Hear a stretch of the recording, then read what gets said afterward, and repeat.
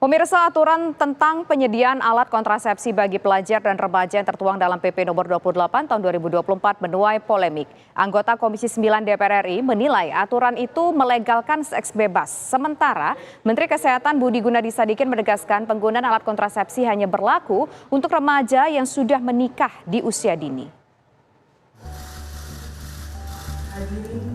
Penyediaan alat kontrasepsi bagi siswa dan remaja dalam Peraturan Pemerintah Nomor 28 Tahun 2024 tengah memantik kritik dari sejumlah pihak termasuk DPR RI.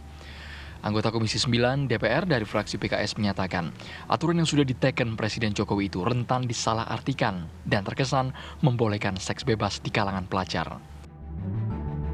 Ini maksudnya apa? Ini harus kita tanyakan pada pemerintah. Maksudnya apa penyediaan alat kontrasepsi ini? Apakah kemudian pemerintah dalam tanda kutip quote unquote membolehkan hubungan seksual di luar pernikahan pada klaster anak sekolah dan remaja kita seperti itu ya.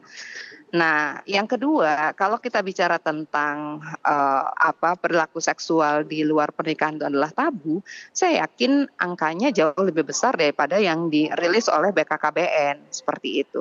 Nah, oleh karena itu, kalau menurut saya ini harus segera dilakukan review, kajian, dan kalau memang pemerintah concern pada upaya pencegahan, edukasi, konseling, ya maka dicabut gitu ya. Menteri Kesehatan Budi Gunadi Sadikin meluruskan polemik soal alat kontrasepsi di kalangan pelajar yang disalahartikan sejumlah pihak.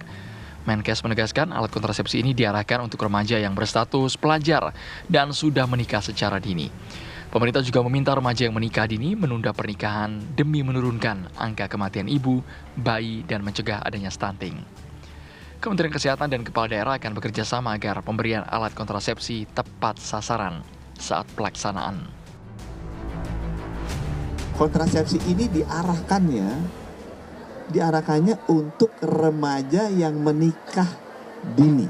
Itu mesti jelas tuh. Kontrasepsi ini diberikan untuk remaja yang menikah dini. Kita nggak bisa larang. Nah, coba kita ajarin. Kalau menikah dini, tundalah kehamilannya sampai nanti di usia 20. Karena ini penting untuk menurunkan kematian ibu. Ini penting untuk menurunkan kematian balita. Dan ini penting untuk menurunkan stunting.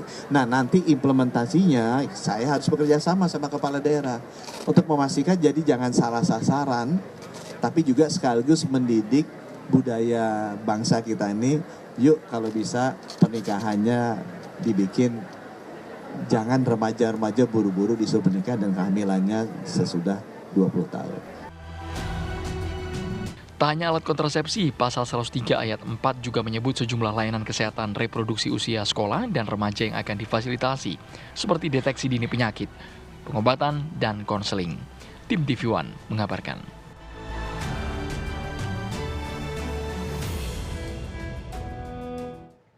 Pemirsa, Peraturan Pemerintah Nomor 28 Tahun 2024 menimbulkan kontroversi karena di dalamnya tercantum mengenai penyediaan alat kontrasepsi untuk remaja. Dan pemirsa, karenanya timbul kekhawatiran PP tersebut bisa membuka jalan bagi seks bebas remaja. Bagaimana seharusnya masyarakat memahaminya?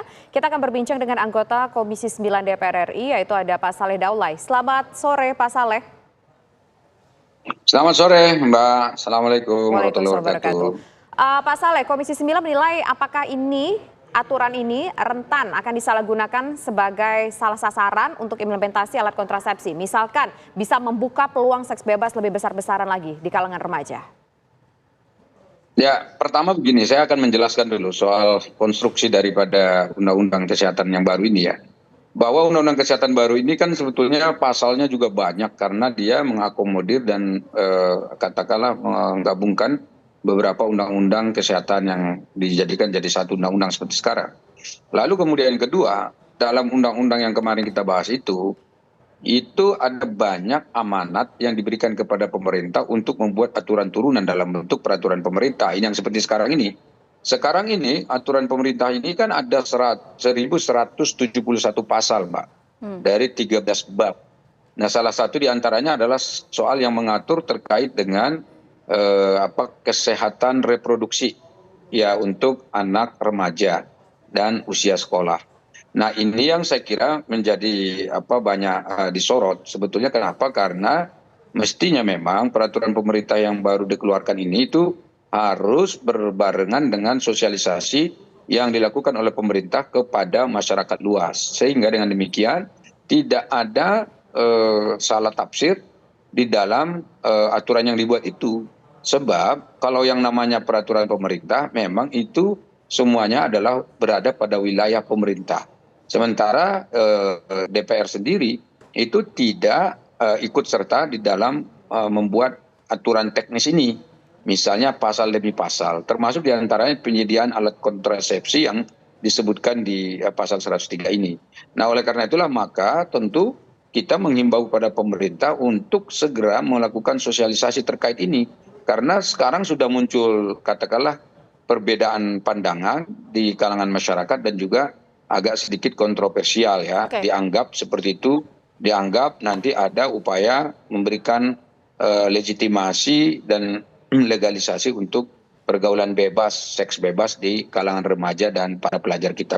Oke, Bang Saleh, jadi yang disoroti oleh Komisi 9 DPR hari ini apakah proses sosialisasinya atau konteks dalam peraturan pemerintahnya? Karena kalau kita melihat salinan PP-nya ini kan tidak dijelaskan secara spesifik ya, kontrasepsi bagi pelajar itu apa. Tapi Kementerian Kesehatan sudah menyampaikan bahwa yang dimaksud ini konteksnya adalah untuk pelajar yang sudah menikah tapi menunda kehamilan. Yang disoroti yang Jadi mana? sebetulnya yang perlu yang disorot itu tentu dua-duanya, Mbak. Pertama, kalau dia kurang sosialisasinya, maka akan ada salah tafsir, ada salah pemaknaan.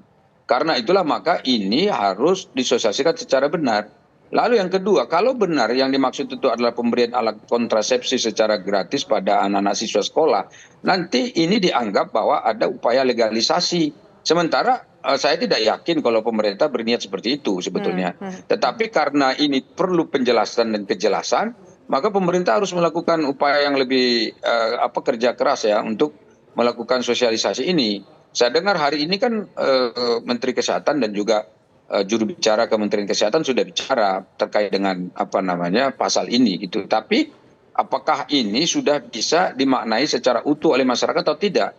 Faktanya pasal itu atau ayat itu sebetulnya yang ada huruf E, penyediaan alat kontrasepsi itu malah justru ditafsirkan belum sempurna. Artinya masih ada kesalahpahaman sebetulnya di kalangan masyarakat. Dianggap bahwa pemerintah nanti kalau menyediakan alat kontrasepsi berarti mencoba memfasilitasi bagaimana agar anak-anak di sekolah itu menggunakan alat kontrasepsi. Berarti boleh melakukan pergaulan bebas, yang penting jangan hamil di luar pernikahan, kan itu maksudnya.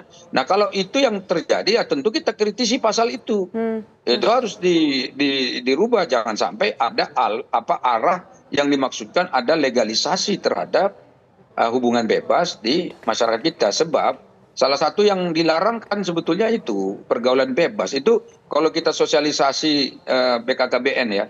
Saya kebetulan agak sering ikuti gerakan masyarakat hidup sehat, kemudian juga sosialisasi KB. Yang salah satu kita kampanyekan itu adalah tadi pergaulan bebas. Jadi kita tidak boleh pergaulan bebas. Jadi pertama kan dilarang menikah dini. Yang kedua dilarang menggunakan narkoba. Yang ketiga dilarang melakukan pergaulan bebas, seks bebas maksudnya. Jadi tiga itu selalu dikampanyekan di mana-mana banyak tempat begitu. Nah, sekarang ada pasal yang penyediaan alat kontrasepsi. Berarti ini kan bertentangan dengan kampanye-kampanye yang selama ini kita lakukan di masyarakat gitu. Nah, ini yang saya kira perlu diluruskan sekali lagi oleh pemerintah gitu. Jangan sampai ini peraturan pemerintah ini malah dimaknai secara salah gitu oleh masyarakat kita. Nah, atau mungkin memang pasal yang salah gitu. Itu yang perlu kita kritisi tadi. Kalau pasal yang salah tentu kita harus perbaiki.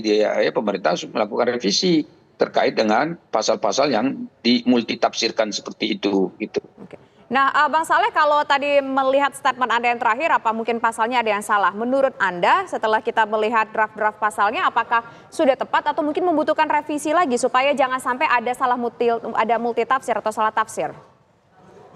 Jadi kalau bagi kami di DPR yang paling penting itu sebetulnya adalah bagaimana memberikan pendidikan dan edukasi terkait dengan kesehatan reproduksi. Karena itu di negara-negara maju, negara-negara modern itu memang selalu diberikan. Tetapi bukan berarti kita ada ketimuran kita, ya kan, yang katakanlah ada banyak hal-hal yang dilarang, ditabukan misalnya seperti itu malah dibuka begitu. Itu tidak boleh. Kita harus tetap menjaga bahwa negara kita ini tentu menghormati betul ya bagaimana kesucian dan kesakralan dari hubungan pernikahan yang sah seperti itu. Nah karena itulah maka sekali lagi jangan sampai ada arah yang ditafsirkan salah seperti itu. Nah sampai sekarang ini kalau ditanya secara pribadi ke saya, memang ketika pertama sekali peraturan pemerintah itu keluar dan saya baca pasal itu dan muncul di medsos, lalu saya juga secara pribadi menganggap loh ini kok pasalnya seperti ini gitu.